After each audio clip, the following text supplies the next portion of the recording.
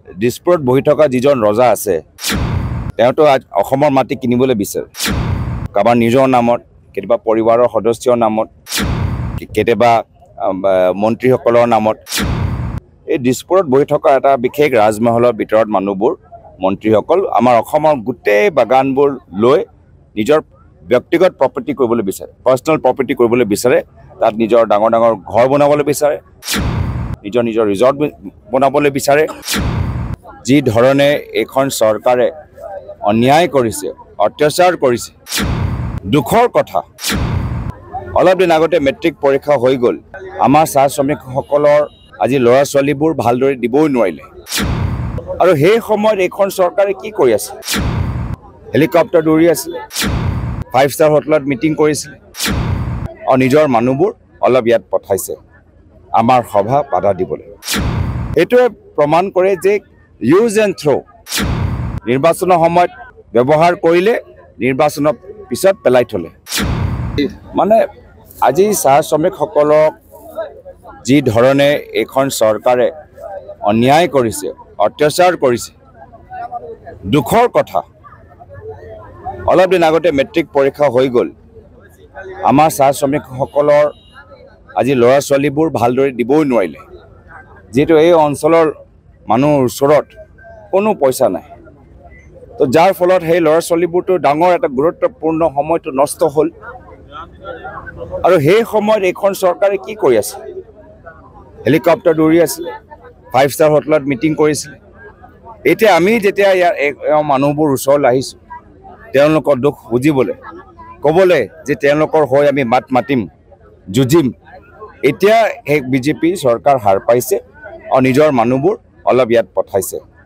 আমাৰ সভা বাধা দিবলৈ এইটোৱে প্ৰমাণ কৰে যে ইউজ এণ্ড থ্ৰ বিজেপি কাৰণে চাহ জনগোষ্ঠী ইউজ এণ্ড থ্ৰ নিৰ্বাচনৰ সময়ত ব্যৱহাৰ কৰিলে নিৰ্বাচনৰ পিছত পেলাই থলে এই বাগানৰ ওচৰত মানুহবোৰ এতিয়া নিৰ্বাচনৰ কাৰণে আহিছে ব্যৱহাৰ কৰিব আৰু আকৌ ইয়াৰ পিছত যিদৰে যোৱা 2 বছৰৰ পৰা পেলাই থৈছে আকৌ পেলাই থব আমি মানুহক কৈছোঁ যে এই যে ব্যৱহাৰ মাত্ৰ নিজৰ ব্যক্তিগত স্বাৰ্থৰ বাবে বিজেপি যিদৰে চাহ জনগোষ্ঠীৰ ৰাইজক ব্যৱহাৰ কৰে অফিচত পেলাই থয় তাৰ বিৰুদ্ধে আমি মাত মাতিম বলিষ্ঠ কণ্ঠৰে মাত মাতিম বাগানৰ আকৌ জীৱিত হওক আৰু আমাৰ শ্ৰমিকসকলৰ অধিকাৰ তেওঁলোকে পাব লাগে তেওঁলোকৰ ল'ৰা ছোৱালী ভালদৰে পঢ়িব লাগে তাৰ বাবে আমি মাত মাতিম দাদা বাগানৰ শ্ৰমিকে 6 মাহ 7 মাহ ধৰি দৰমহা পোৱা নাই বুলি তেওঁলোকে কৈছে আৰু বাগান লিজত দিয়াৰ কথা কৈছে আৰু এজন মন্ত্ৰীৰ ঘনিষ্ঠৰ লিজত দিয়া বুলি মইতো কৈছোৱে দিছপুৰত বহি থকা যিজন ৰজা আছে তেওঁতো আজ অসমৰ মাটি কিনিবলৈ বিচাৰে কাবাৰ নিজৰ নামত কেতিয়াবা পৰিবাৰৰ সদস্যৰ নামত কেতিয়াবা মন্ত্ৰীসকলৰ নামত এই দিছপুৰত বহি থকা এটা বিশেষ ৰাজমহলৰ ভিতৰত মানুহবোৰ মন্ত্ৰীসকল আমাৰ অসমৰ গোটেই বাগানবোৰ লৈ নিজৰ ব্যক্তিগত প্ৰপাৰ্টি কৰিবলৈ বিচাৰে পাৰ্সোনাল প্ৰপাৰ্টি কৰিবলৈ বিচাৰে তাত নিজৰ ডাঙৰ ডাঙৰ ঘৰ বনাবলৈ বিচাৰে নিজৰ নিজৰ ৰিজৰ্ট বনাবলৈ বিচাৰে আৰু যি উদ্যোগপতিৰ লগত ভাল তাৰ উদ্যোগপতিলৈ সেই বাগানটো বিক্ৰী কৰিবলৈ বিচাৰে কিন্তু আমাৰ যে মহিলাসকল ক'ত যাব তেওঁ তাৰ কাৰণে চিন্তা কৰা নাই এতিয়া দুলু বাগিচাত কি হ'ল দুলু বাগিচাত সেই 200 ঘৰ যে উচ্ছেদ কৰা গ'ল আজি তেওঁলোকৰ কোনো খাৰ খবৰ নাই যি সহায় পাব লাগে একো পোৱা নাই যি দুলু বাগিচা 200 মানুহৰ ঘৰৰ লগত হৈছে ভৱিষ্যত অসমৰ প্ৰত্যেক বাগানত এনেকুৱা অৱস্থা হৈ গৈছে যেহেতু এখন চৰকাৰ অসমৰ চাহ বাগানত নিজৰ ব্যক্তিগত সম্পত্তি হিচাপে ব্যৱহাৰ কৰিছে চাহ জনগোষ্ঠীৰ ৰাইজক আজি মাত্ৰ ব্যৱহাৰ আৰু পিছত গৈ পেলাই থৈ দিছে মুখ্যমন্ত্ৰী এইটো কওক যে আজি বালি চিণ্ডিকেট কিমান চলি আছে বালি চিণ্ডিকেটৰ খালী কাৰ্যালয় আছে এইখিনি নকয় বালি চিণ্ডিকেটটো ভালদৰে চলি আছে মুখ্যমন্ত্ৰী এইটো কওক যে কয়লা চিণ্ডিকেট মাত্ৰ কাৰ্যালয় আছে মানুহ নাই কিন্তু সেইটো নক'ব কয়লা চিণ্ডিকেটটো ভালদৰে চলি আছে মই সেইটোৱে জানিবলৈ বিচাৰোঁ যে মুখ্যমন্ত্ৰী কি ক'বলৈ বিচাৰে যে তেওঁ গণতান্ত্ৰিক দেশত বিৰোধী শক্তি আজি নাইকিয়া কৰি আৰু যিমান আমাৰ অপৰাধ কৰা মাফিয়াবোৰ আছে হনন কৰা চিণ্ডিকেটবোৰ আছে সেইখিনি চলাবলৈ বিচাৰে তেওঁলোকৰ কাৰণে ফ্ৰী হেণ্ড তেওঁলোকৰ পৰাতো মানুহ ডিউটিটো বন্ধ কৰা নাই তেওঁলোকৰ কাৰ্যালয়টো বন্ধ কৰা নাই তেওঁলোকৰ মানুহবোৰটো জেললৈ পঠা নাই তো সেইটোৱে প্ৰমাণ কৰে যে আমি যে বাৰম্বাৰ মুখ্যমন্ত্ৰীৰ বিৰুদ্ধে সিন্ডিকেট ৰাজ সিন্ডিকেট চৰকাৰ চলোৱাৰ কাৰণে যে আমি মাত মাতি থাকোঁ বাগান যে কিনি তেওঁলোকে বিক্ৰী কৰি ব্যক্তিগত সম্পত্তি হিচাপে যে ব্যৱহাৰ কৰে আমি যে বিৰোধিতা কৰোঁ সেইকাৰণে তেওঁলোকে লাজত আজি আমাক দুৰ্বল কৰিবলৈ চেষ্টা কৰিছে আৰু সেই সিন্ডিকেটবোৰ ভালদৰে চলি থাকে তাৰ কাৰণে আপ্ৰাণ চেষ্টা কৰি আছে কিন্তু আমি হ'বলৈ নিদিওঁ ৰাইজ আমাৰ লগত আছে বাগানৰ ৰাইজ আমাৰ লগত আছে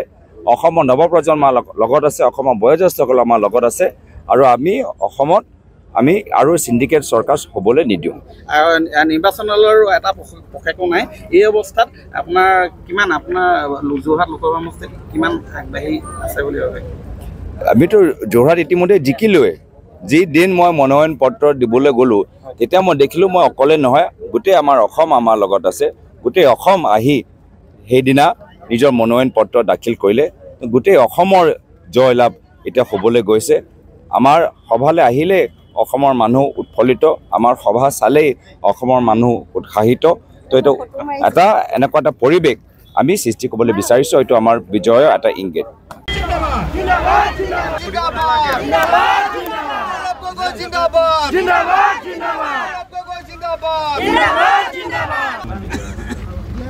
আজি ৰাজাবাৰী চাহ বাগানৰ শ্ৰমিকসকলৰ লগত এই মত বিনিময় অনুষ্ঠানত উপস্থিত থকা অজয় গগৈ ডাঙৰীয়া সূৰ্য কোঁৱৰ ডাঙৰীয়া এইটো আমি কাৰ কাৰণে দিছোঁ এই ভোটটো মোৰ কাৰণে দিয়া নাই বা বেলেগ দলৰ কাৰণে দিয়া নাই এটা বিশেষ ব্যক্তিৰ কাৰণে দিয়া নাই এটা বিশেষ দলৰ কাৰণে দিয়া নাই এই যে আপোনালোকৰ আঙুলি আপোনালোকৰ হাত আৰু আপোনালোকৰ ভোট আপোনালোকৰ জীৱনৰ লগত সম্পৰ্ক ৰাখি আপোনালোকে ইমান দিনৰ পৰা কষ্ট কৰি আছে বাগান বন্ধ হাজিৰা পোৱা নাই হস্পিটেল ক'ৰবাত বন্ধ এম্বুলেন্স আমি ব্যৱহাৰ কৰিব পৰা নাই আগৰ দৰে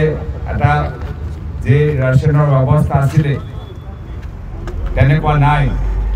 বনছৰ এটা অসুবিধা তো এই অৱস্থা কোনে কৰিলে আৰু এনেকুৱা এটা বিপদৰ সময়ত বাৰম্বাৰ আপোনালোকৰ লগত কোন যুঁজিলে বাৰম্বাৰ এই বিষয় লৈ আমি কংগ্ৰেছ দল